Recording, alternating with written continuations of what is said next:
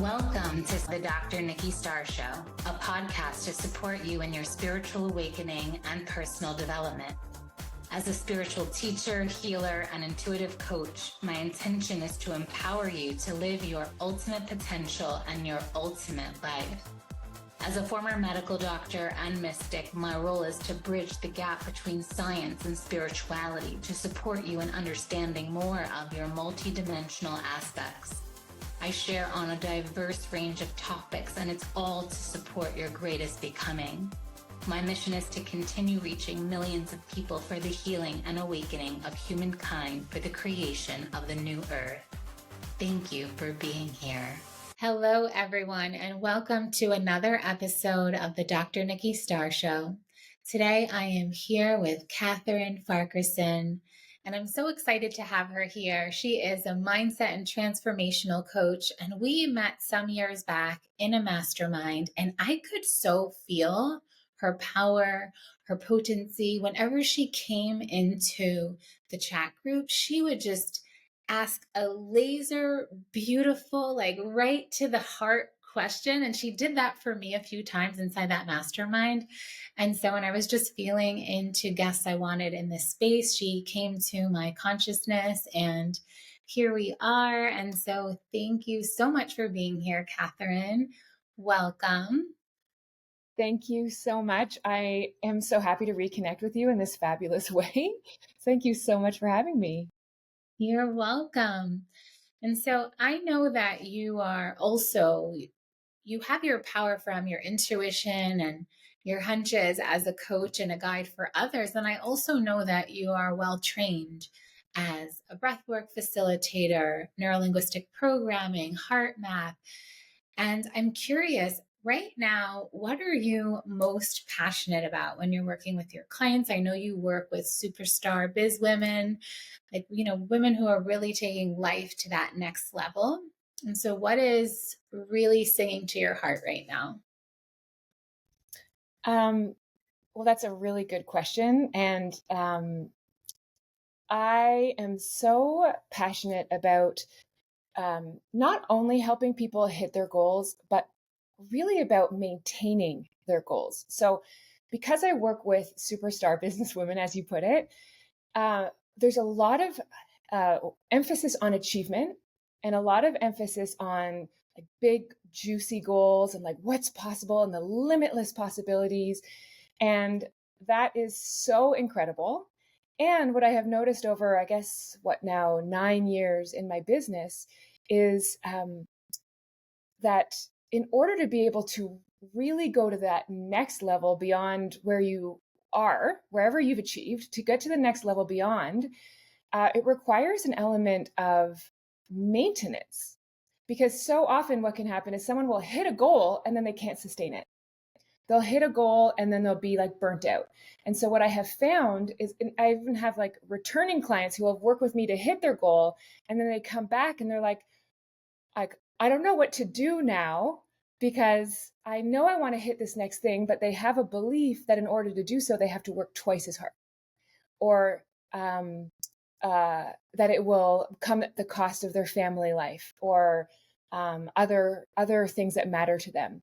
And so I'm really passionate about helping people achieve what they really want in their heart, but to do it in a way that they feel they can hold and expand and hold and expand and hold, so that they're truly thriving, not just, in the manifestation of their goals, but also in the way that they achieve their goals. Yeah, beautiful. And I totally agree with that.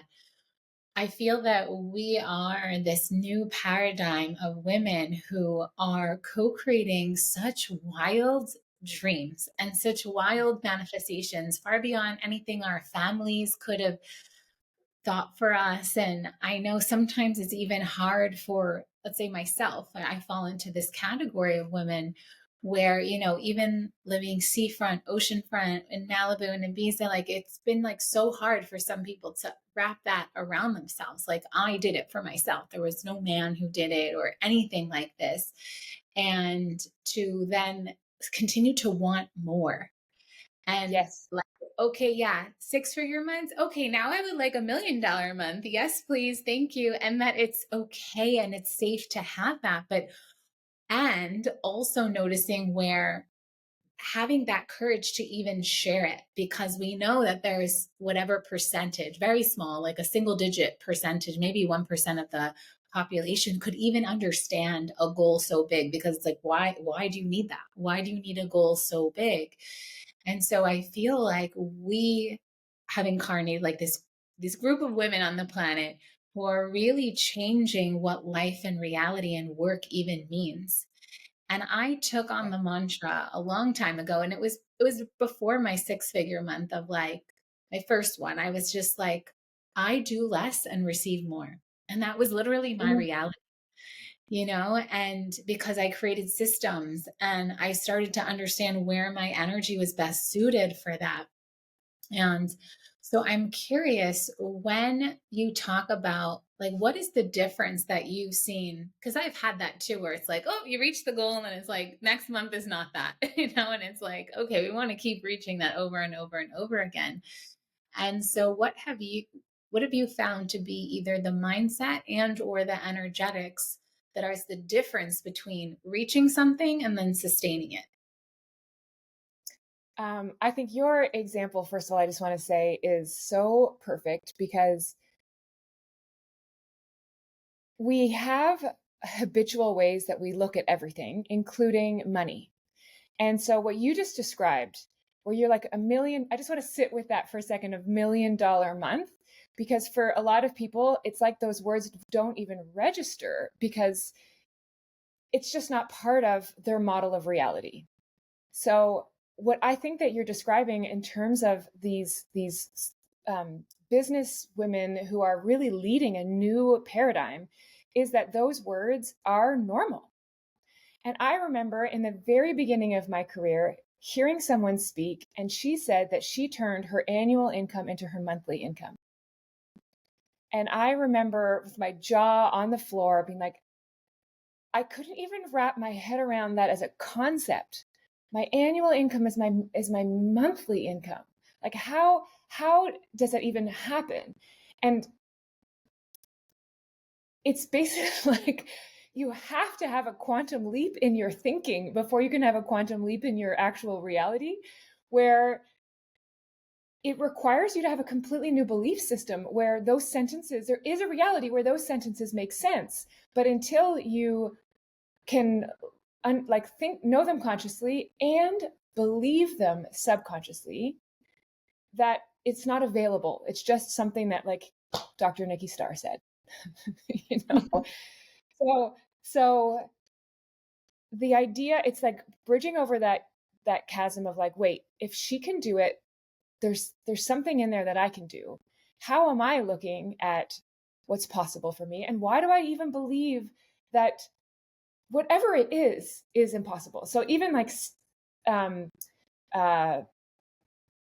6-figure months, like that's the interim number that we're talking about here.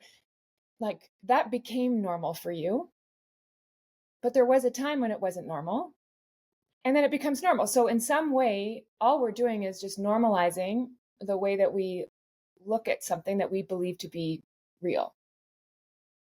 Like we're normalizing the way that we believe to be acceptable. Yeah. So Yeah. And in it's order to just do that, yeah. what you're going to continue. Yeah. In order to do that. Mm-hmm. Well, I was just going to say that in order to do that, the thought needs to be accepted, and then the thought needs to be held. Like, what was the one that you said?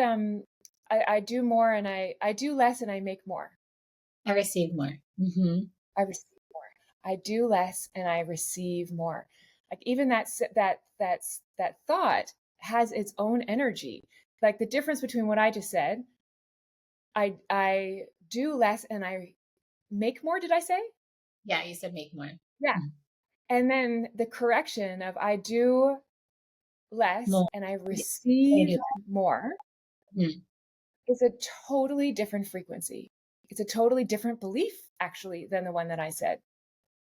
Absolutely. So Yeah. it's really understanding the way that our thoughts influence what we believe to be possible by our own set point, and then also the frequency that we allow into our body of what we allow ourselves to accept. Yeah, absolutely. And it's interesting because I know that you mainly work with mindset, and I mainly work with energy.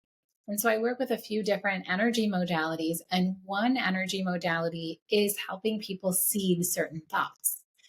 And so one of like the foundational ways in which to implant this kind of thought is normalizing, like helping this person to normalize whatever, like normalizing more money than you can spend, normalizing bank account being overflowing, normalizing that every day you receive sales, all of these things that. And so I'm curious. So, like I said, I'm doing it maybe on the quantum and energetic level.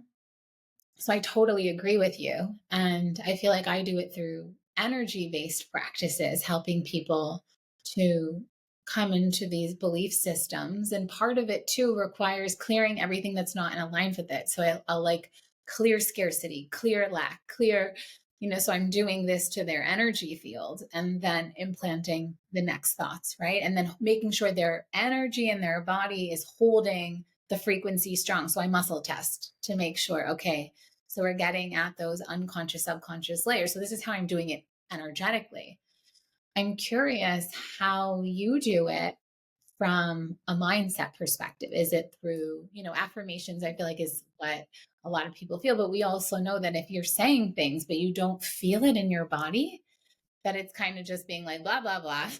You have to feel what you're saying to be true. So I know that some people are really good at brainwashing themselves. I know that I was for a while too, and I was using more affirmations and I would really feel myself. And I know in the bonus, you're going to guide us through a visualization to help us connect to the energy so that we can achieve these next level goals and hold that energy. And so I'm curious how you work mindset wise. And then one of the other things I do is like merging conscious with unconscious and subconscious because stuff is still hidden there. So I want to bring that out to the surface, just clear it if it's not in alignment with where we're going. So yeah, I'm curious about as a mindset coach, how that can differ, I or be love this. It's like I'm like, oh, the combination is absolute gold here right now. the Um, so I would say the same process of what you described that I do from the mindset perspective is a few components of it. So the first one is awareness. So I work with the conscious mind to be able to get aware, to bring awareness to what is going on in the first place. So I think of it like a GPS that in order to have an idea of where we're going, we always need to know where we are. So that's how I'm using the conscious mind element of bringing awareness of where am I? How did I get here? What am I thinking? What is it that I want? Like using the conscious mind to our benefit, um, understanding that the conscious mind is our servant. It is not the guide. It's where people can often get locked in on. They're only in their conscious mind, which to your practices makes absolute perfect sense. And from there in mindset work that I do, I bring in a lot of question asking. So really questioning all of it. Why do I believe what I believe? What else is possible? Why am I accepting this as a thing? What else could possibly be true? Um, and then using your higher mental faculties of imagination, of intuition, of memory, of using your higher faculties so that you can have that connection between the conscious mind and the subconscious mind.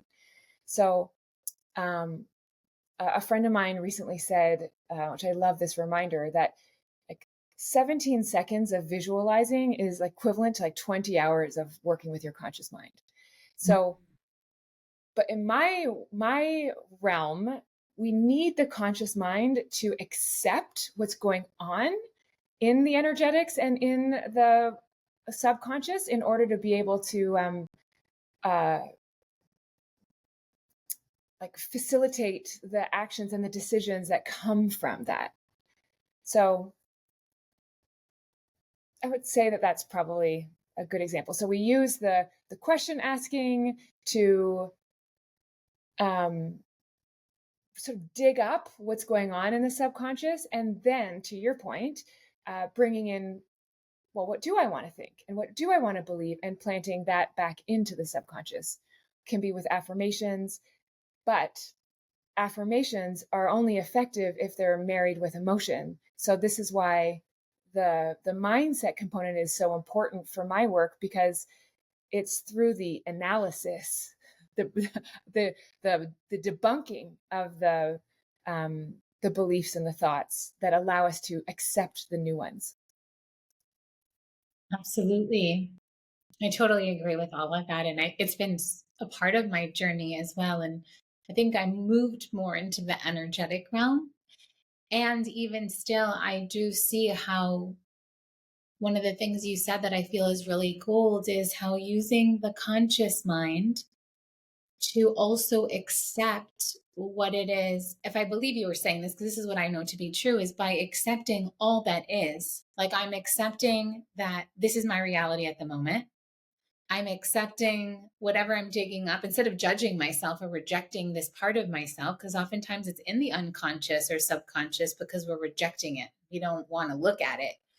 Yeah. And the same, like in energy work, anytime we resist something, it actually holds tighter energetically. And so the frequency that helps us when you're doing energy work, the frequency that helps to clear an energy from a client's field is loving compassion, holding sacred witness, and even saying to it, like, I see the divine in you. Right. And so I feel like doing that on the mindset level is pretty much the same of like, oh, wow, I've been thinking this thing that I thought was keeping me safe. And that's why I couldn't yet cross into 6-figure months or go into 7-figure months. Cause I've even witnessed some of my own money fears of like, oh, I'm scared of it being safe in the bank. Cause most banks only say like, okay, $250,000 is what you're covered under. So it's like, how many bank accounts do I need to have? Like all of these things that I'm creating to be fear and worry and that don't have to actually be there. And yeah, and so it's similar. Like it's almost like accepting what is. Just say, okay, I accept this. With the conscious mind is the same, like in energy work, when it's like, okay, I see the divine in you. It's okay. All of this is okay, and then we're able to shift and clear it. And Yeah. and I feel like the same is true for shadow work too, where when we love and accept it, then we can clear and shift. And this is part of what keeps us small is our shadow, aka our ego, right? It's all of that energy that's like, okay, we want to change, we want to expand into our butterfly self more. And yeah, it's fascinating to see. It's, because all truth, and there's many roads that lead us to the same point. And so I always love sharing the parallels, because I do find that that's what's true with truth is you can find parallel philosophies, Yeah. points that are all pointing to the same thing. Absolutely. I agree. And I think that there's like a big mesh of all of them in a way. I mean, that's definitely been my journey, where I was all about the mind because I came from essentially an experience of like my head was not attached to my body. Like I was like all mind. And it wasn't until I started to bring in the body. So it wasn't so much energetics is what you're describing, but more embodiment is how I like to call it, where I brought my awareness into my body and specifically into my heart to be able to access that point of compassion, or I like to call neutrality, to be able to see things from other vantage points, more accepting, more loving, and to be able to feel like whether something feels true or not, or whether something is an idea. So, speaking about the superstar businesswoman who want to up level, so often the dreams that people have come actually from their head and not from their heart. And part of the reason why it's so hard to continue to expand is that they come to a point where like, this isn't actually true for me. So it's like, it's coming from the old paradigm. And so to be able to move into a visioning, dreaming state where it's true and bold, and even though you don't have any experience around you or other people around you who are modeling that for you or showing you that it's possible, that you just know in your heart is right for you, that is requires all of the modalities, I think, to really be able to like hold that truth and start to guide your mind to focus on what supports you in the future that you want to have, and not the shadow. Yeah, absolutely. I know for me, I always thought I wanted a big team, and then I had that, which for me, 6 people was big. And then I was like, this is not what I want.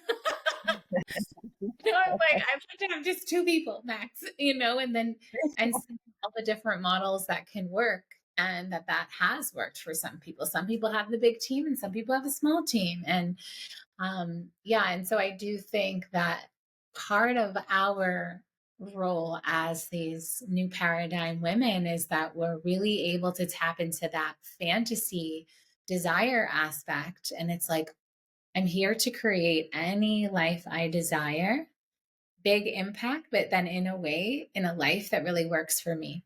Right. And so for each person, it would be different. And that's why I do feel that mentorship is powerful, because it's also not like, okay, this is the model, this is how you do it, plug it in, plug and play, because I feel like each person has a unique blueprint. And so I also use visioning in my work as well to help people get out of the constructs of the mind. And I think the closest thing I have to when I use my coaching, I'm like, well, if you had a genie in a bottle and a blank canvas and anything could be yours, there's no limits, there's infinite money, la, la, la. Like, what are your ultimate goals? What do you choose for yourself? And it's in that place of what you were saying earlier about asking the right question to find that answer that can really make that shift as well. And so there's definitely an art to the question asking for sure. Because I feel like it unlocks parts of the brain and the way the brain functions and sees things, to even go over a block or an obstacle, or where there might be a closed door. And then if you ask the question in the right way, it can open the door for the answer. 100%. And even as you were describing that question, I was thinking about how even successful businesswomen, everybody has that cap on what they believe is possible. And so it's such a difficult question for people to answer, honestly, particularly when you are a successful businesswoman who has been on a track. This is one of the most challenging things that, I mean, you were a doctor, right? So it's like you're on a track, you've made investments, you're successful in your career. And what happens when you have that little whisper in your heart, which is like, I actually want something else? And it can feel like it comes at such a cost. And it's like, it can just open up Pandora's box of all of the fears that you maybe held way back early in your journey of like, what if it doesn't work out? Or who am I to do this? Or, now I have all these things that I have to pay for because I've been successful, right? So you got the house, now you have to pay for the house. So there's responsibilities that come along. And so what I find is that question, as we go on in life, even though we have more practice, it can be a harder question to answer. And so it's like you said, the what question we start to ask, that the refinement of the question really matters, so that we're actually able to give ourselves a new form of permission to answer it, because it's not going to be answered from the same place that it was answered in the beginning of the career, when it was like, I want this and I want this, and it's just all potential. It's like, it's a bigger question later. Yeah, absolutely. And I find that I always had both, where it was like, as I was even in medical school, and then even when I was living Malibu beachfront, and as much as I wanted the big goals and dreams and to reach, and I still have it, and I have done it, right? Like I was in a Fox reality show, so there's always been this desire to reach millions of people and bigger, but it's also like I'm a hermit at heart. So it's like I want to do it all from home. And I secretly want to be a housewife, but it's not that I actually want to be a housewife. It's because I like being at home. So I'm going to do it Yeah. all from my bathrobe, And so it's like creating that reality. Like I can find the way, because I also don't want to send my kids to any kind of childcare or school, really, for that matter. And that's my reality. So it's like, and I want to create my business in the way that I can be with my children at all times, but so can my partner. Like we're both a unit, that we're co-creating life, business, all the things together. So it's like I found the way to merge both. And this is where like our imagination and our fantasy, it's important that that's switched online, because we can create the model that never existed before. And then we have that full freedom. Like, yes, I actually get to have it all because I'm creating it in this new way. And that's what I think Mhm. has been most exciting about the women of our generation, our time. Like we're making history, creating all kinds of businesses in all kinds of ways with so many nuances and specialties. Like I so applaud us, and I'm so proud and happy to be a part of this. It's really paradigm shifting, and it's really like it's like pioneering, and I It actually is had pioneering. yeah. I don't know if you came into the mastermind when Emily was in the mastermind, but I had her on. I don't know. Were you still in when Emily Wilcox was Yes, in I it? was.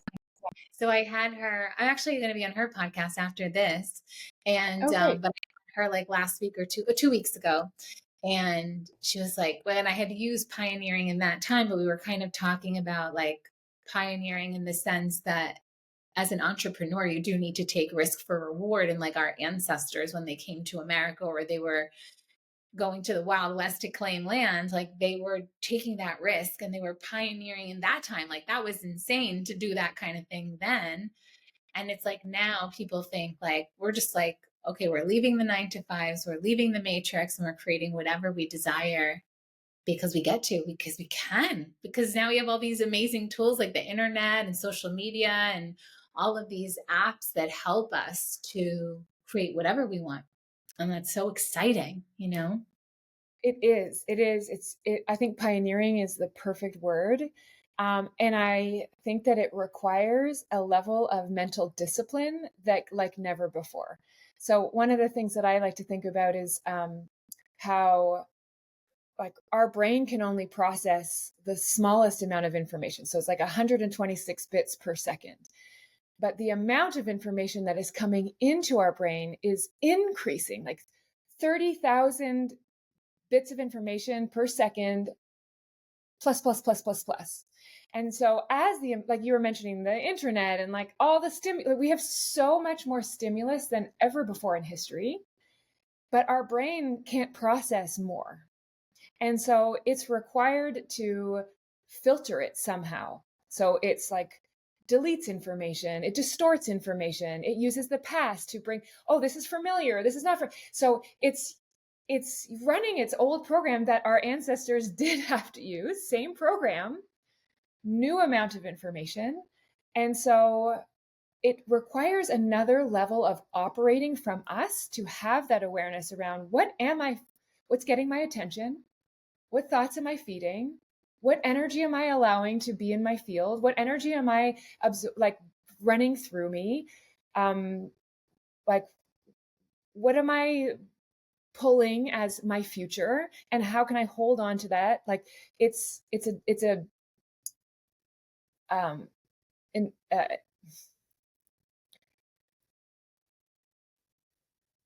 it's a skill set that re- requires practice because we are so focused on or programmed to create from our past that it requires us to be like, nope, like I am creating something that has never existed before. Like holding that idea Yes. that is the work. Yeah, It really and is. it's discipline in general. Like I know when we were prepping to come on, I was telling you how this morning, even though it's winter here, my beloved and I walked to 2 different beaches, and then we were swimming in the sea, and then we had a gym session after. And I see even maybe people who are starting off or want to, there's this fear of like, but how do you do it all? And I feel that the answer to the discipline is like you so love what you do and you're so passionate about it that you can't do it. So for me, like I know that my afternoon into my evening is where more of my workload happens because of the Americas since I'm in Europe. And even though I've said to my beloved, okay, I'm taking off the weekends, I'm not going to post anything. And then I can't help it because it's just pouring out of me.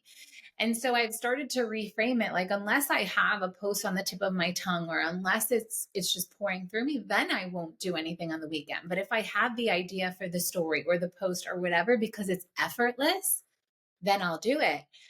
Yeah. And there's been times where when we do gratitudes for each other every night, and he's like, I'm so grateful for how like you're so like you're so on it, like you're motivated, you're inspired. Like he's like amazed that like I'll just be like, oh, I got to send this quick email, or I'm just going to do this quick post, and it's just pouring forth. And I feel that it's like, and when you decide to do this, you choose the thing that you would do for free because it literally is overflowing from you. It is who you are. It is your essence. It is your message, what you are here to share with the world. And no one could even shut you up if they tried to put a muzzle on you. They could not, right? That's exactly right. It's the willingness to do the things that you wouldn't necessarily want to do if it wasn't something that you were so passionate about. I've been teaching my clients about discipline, and because of the masculine sort of fear-based association with that word of like discipline, I ask my clients like, what comes to your mind when you think about that word? And it's like, it's actually shame. Like, and so I have recoined it to, I call it devotional discipline. Mm. And this to me is what you're describing, which is like, it's coming from the place of like devotion to what you do. That's why you show up every day. That's why you want to do the thing. That's why you care about it like it's a living, breathing baby. Like it's a devotion to your purpose, to your mission, to your business, to your clients. Like it's coming from an energy of like, well, reverence, as opposed to being like top down, you have to do this thing. So that has been a really nice way to sort of flip it into choice and power.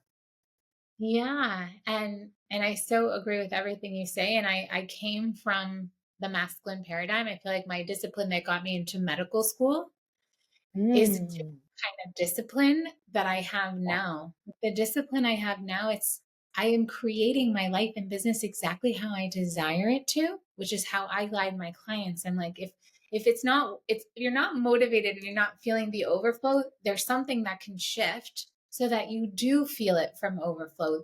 You can create the process, or if it is a sequence, or okay, I'm going to post this amount of time, or I don't really love that social media space, so there's very practical ways. I feel because we can create whatever we desire, there's a very practical way that we can say, okay, we'll do it differently and do it in a way that makes you feel good, that you're like, oh, I like this, this feels really easy. And then from there, you find the ways that you can, let's say, repurpose content, or right. And then we're getting to the practicality, is like the how to. But ultimately, it stems back from, yes, I feel like devotion absolutely is an excellent word to use as we've shifted more into this feminine frequency. And I feel like the old paradigm was very much doing it the way everyone else did and the path that was led for you before. And the new paradigm is more from the feminine, where I also feel like it includes pleasure, and it includes any way you desire, not the models that came before us. And so that's part of how then, okay, well, I'm in the driver's seat. So this gets to be however fun or enjoyable that I desire it to be. So it's really Perfectly exciting. put. Yeah. Yeah. And so I'm so looking forward to your bonus. So we're going to head into that in a moment. And so I'm wondering if there's anything else you want to share before we go into the bonus. And we'll include all of your links so people can find you. But if I do invite you to share your social links and your website verbally, yeah. And so it's been such a joy to have this episode with you. Oh, I could talk to you for forever. This has been so much fun. Thank you so much. Yeah. And so yeah.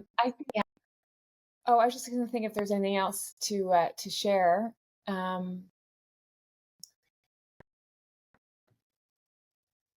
I think I just want to acknowledge the people like in this realm, the pioneers, as you put it, who are choosing to take this route, because I think that it is an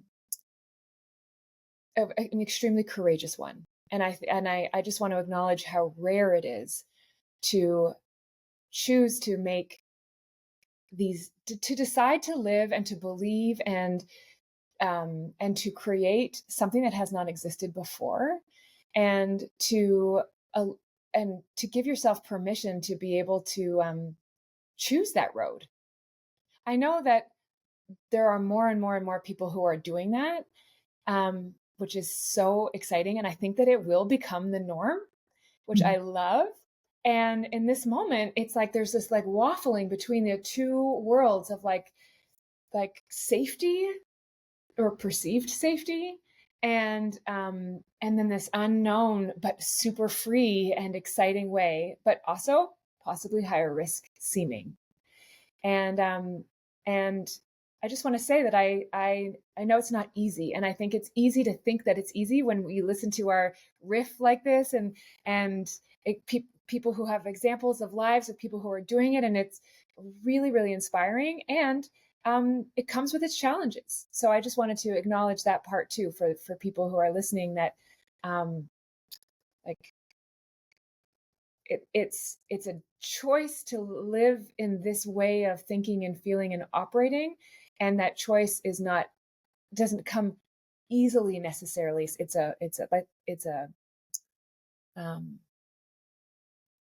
a transformation that takes time. It's a practice. Yeah. Absolutely. And that's exactly why our industry exists. Because if everyone just like, oh, I'm doing it so easily, we would never join the mastermind, right. Never have a mentor, we would never have a coach, we'd never see a healer, we'd never do those things.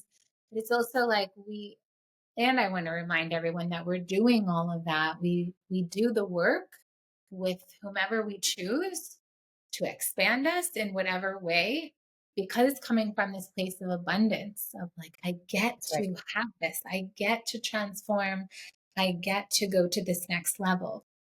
And I want to remind everyone of that too. And remember, like, I feel like that's been the gift. And I think maybe that's been part of the formula of how so many of us have continued to quantum leap, and then it's evolving our practice and our work to help those who then want to join us in the new paradigm, or to leave the matrix and come into this new, I keep saying the new earth because I feel like it's really part of what the new earth is about.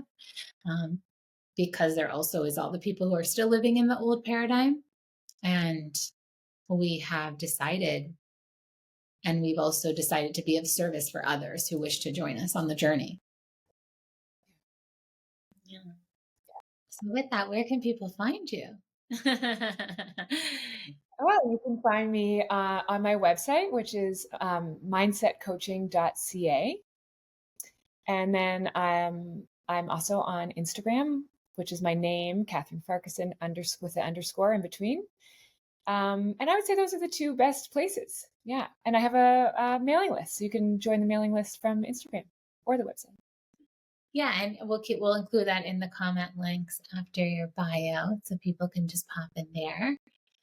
Beautiful. And I'm inviting everyone to join us inside the bonus content. Catherine's going to be guiding us through a visualization process that helps us to, I guess you can explain it actually, so they know what they're getting into inside the bonus content.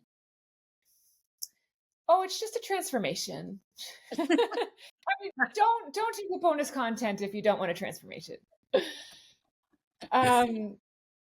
So I'll be guiding you through a visualization to help you connect to the energy of the version of you that you're moving into, including thoughts that support that transformation and also the energy that it will allow into your subconscious mind. So you'll come out feeling clear about not only where you're going, but who you are as you go where you're going.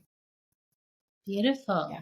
Thank you so much. I'm so looking forward to experiencing it myself. And I invite you all in, subscribe for access to that. And we'll see you inside the bonus content. Thank you, Catherine, so much for being here. And bye, everyone. See you next time.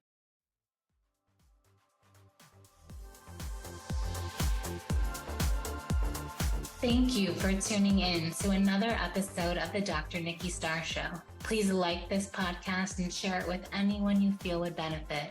Subscribe to the podcast to receive bonus content, and remember, every Monday the video version goes live on my YouTube channel. Thank you so much for being on the ascension path with me and for doing this great work.